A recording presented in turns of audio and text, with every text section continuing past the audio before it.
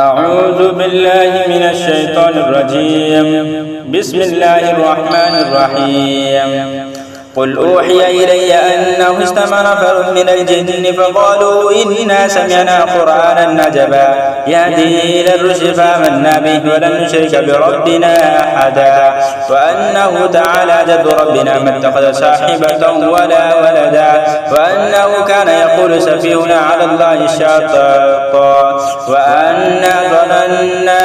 أن لا تقول الإنس والجن على الله كذبا وأنه كان رجال من الإنس يعوذون برجال من الجن فزادوهم رهقا وأنهم ظنوا كما ظننتم أن لن يبعث الله أحدا وأنا لمسنا السماء فوجدناها مليت حرسا شديدا وشهبا وأنا كنا نقعد منها مقاعد للسمع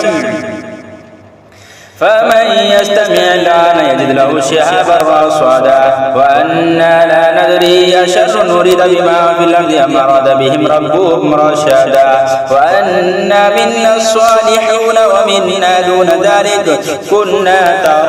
طرائق قددا وأنا ظننا أن لن نعجز الله في الأرض ولن نعجزه حربا وأنا لما سمعنا الهدى آمنا به فمن يؤمن بربه فلا يخاف بخسا ولا رهقا وأنا من المسلمون ومنا القاسطون فمن أسلم فأولئك تحروا رشدا وأما القاسطون فكانوا لجهنم حطبا وأن لم يستقاموا على الطريقة لأسقيناهم ماء